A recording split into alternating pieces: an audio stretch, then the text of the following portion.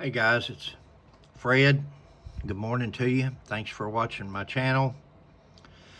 Have an interesting video. And again, the reason I show these videos is just to show the pattern of what police officers, of what's going on over the past few years, especially on police officer behavior and shoot, no shoot situations.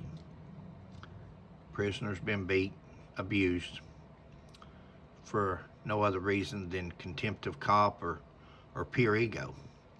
Show you the video and we'll pick up on the other side. Body cam video just released of a deadly police shooting. The sheriff's deputy who pulled the trigger now faces murder charges after killing a woman who called 911 for help. CBS News Chicago investigator Dave Savini has been watching this video very closely. And Dave, what have you learned? Jim and Marie, I have been examining body camera footage and looking for anything that could have made Officer Grayson fear for his life or think it was in jeopardy. I also spoke with attorney Craig Futterman, who is founder of the Civil Rights and Police Accountability Project at the University of Chicago. Now, in these final moments, we see what was captured by these body cams. Futterman also reviewed those fatal moments and says officer's defense will probably be that he felt threatened for his life over that hot pot of water. But it has to be reasonable threat. And Futterman did not see any evidence of reasonable threats. In fact, he says officers are trained not to let people go into their kitchens for a very specific reason. Part of what's immediately horrifying is that this is a situation that just didn't need to happen. In your analysis of this video, what do you see? What doesn't make sense to you? Well, first I saw a woman who was clearly a little bit out of sorts, but didn't look and didn't get off in appearance to any reasonable person that she posed a threat of harm. Would any reasonable officer under that situation reasonably believe that their life is threatened, such that they would take out their gun and point it at her and threaten her life? It's a clear no.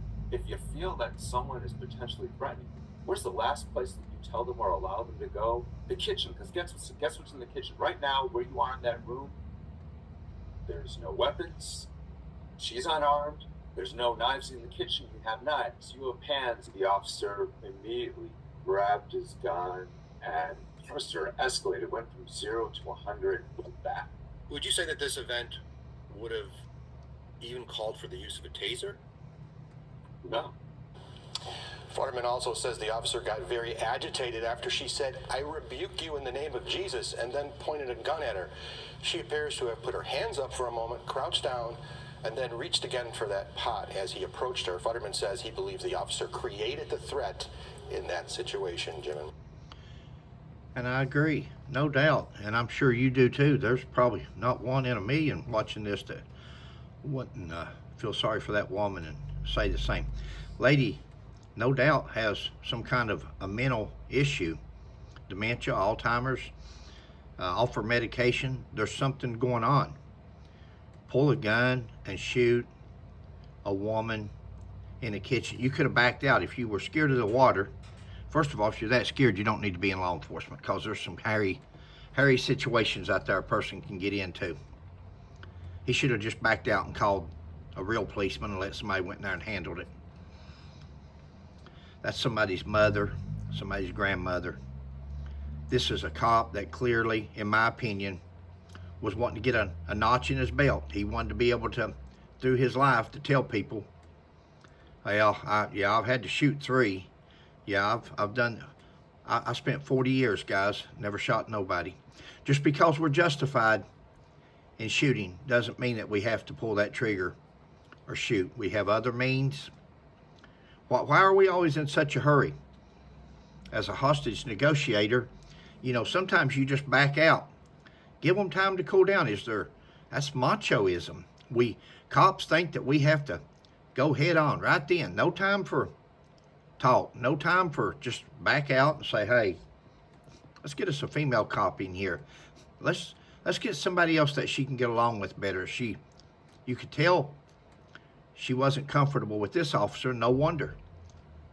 I have. I've seen things that probably beat that, but it's pretty bad. Hey guys, thanks for again, I love police officers. I love law and order. I love the good cops that's out there that serve every day, just like I do the military people. Love our military. But this right here is nothing more than a badge, a gun, and a uniform with a thug inside of it. That's all it is. I remember I worked a case years ago. This is not on this topic, but it is dealing with dementia. Along with my mother, we kept her the last 5 years of her life, and she had dementia. And we got firsthand knowledge of how that works. But I went on a call years and years ago. I was a rookie, and he sent me on a welfare check on a lady. Said that somebody had broke in her house. And I got there, and it's an old lady. And I said, "What's going on?" She said, "Somebody's in my back room." And I said, "Who is?" She said, "I don't know who it is." And so I start going back through the house, old, raggedy old house like. I'm by myself, of course, and I'm new. And I get back in the bedroom, and I'm looking around, and I look underneath the bed, I look behind the dresser, and there's a closet. And I went over there and opened up the closet door, slid the door back. Well, when I did, this elderly woman, she hollers, "There he is." And I didn't know where to poop or go blind, but I turned around real fast, go for my gun, and look, and there's nobody there. And I said, where's he at?